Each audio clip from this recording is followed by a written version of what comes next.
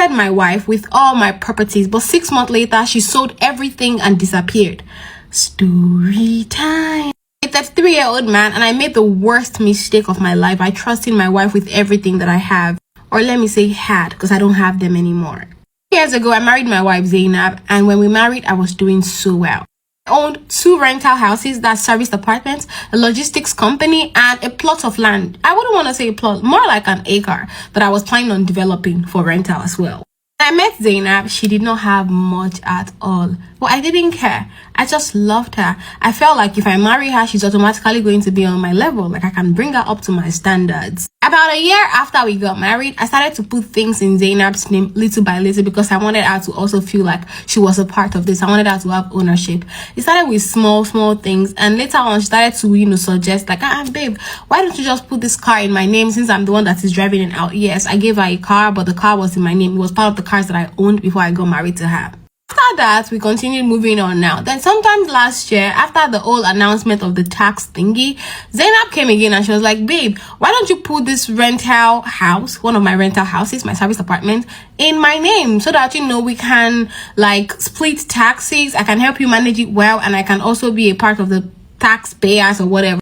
She made some explanations that just made sense in my head. And Zainab is a very, very intelligent woman. She didn't have money, but she had brain. Maybe that was the brain she used to marry me. I don't know. I trusted her. She was my wife. So yeah, around last year, I put it in her name. Not long after that, which was around last year, I decided to travel to Abuja for my acre of land to go and start developing it. And it was supposed to be a 6-month contract. Within that 6 months, I planned on coming home once in a while, but it was so tight for me that I didn't think I could make it. Zainab chose to stay back at home. I wanted her to come with me, and sometimes I would even tell her, Zainab, why don't you fly over down to Abuja? But she would tell me, oh babe, I'm trying to manage some things here in Lagos. Your properties are really stressful. Management is stressful, your rentals, blah blah and blah. And of course I'm like, okay, it's just 6 months. I'm gonna be back within a blink of an eye. At first, everything was normal. We would talk every day. She would send me pictures. She would update me about the rent house, about the management and everything. I was just, being fed in. Around the 4th month, Zainab started to act strange. She was no longer communicating like she used to communicate. She was not, giving me update like before. She was not 24/7 available. Note, Zainab is my wife. I had no reason to be insecure. Even if she wanted to get distracted by a guy, let's assume. She was already married to me. It was going to take a long process for us to get a divorce. So all of that did not even come into my mind at all. If I ask her, when she finally replies my text messages, she'll tell me, oh, everything is fine. It's just a lot of work. She's busy and all that. And I just, I was going to be back now anyway. So 6 months finally completed, and I came down to Lagos. I was so excited to go be with my lawfully wedded wife, even though she was supposed to pick me at the airport, but she was unavailable. So I had to hire a car. And I came back home. When I got home, the gate man that I left was not the same one that I met at the door, like at the gate. So I asked this one, who are you? He was like, he's the new gate man. Okay, let me in. It was like, he doesn't know me. I was like, I'm the owner of this house. I'm the boss. He said, no, he has another boss.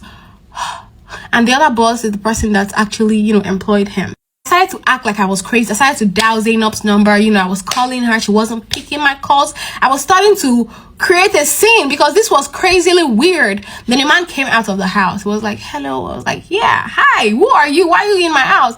Then the man was like, he's the new owner of the property because he recently just bought it. But after Zainab told me to put one of my rental properties in her name, I did. Then after a while, she mentioned the house that we were living in. She said she wanted to feel like it was her house because at the moment she was feeling like it was my house and I could just tell her to leave my house whenever I wanted. So she wanted it to be in our name. At least that way we both have ownership and she would feel more comfortable, So I already put the house in her name. Then I was telling this man that I'm the owner of the house. Then the man was like, I purchased this house 3 months ago from the owner of the house, someone called Zainab Ibrahim. And then it rang in my head.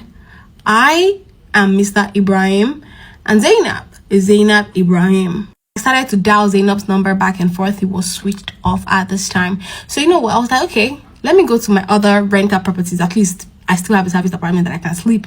And when I got there, the same thing. A new management, a new gatesman, a new everything. It was like I was completely shut off. Zainab and I had a joint account that we opened when we got married. Remember, she did not have a job.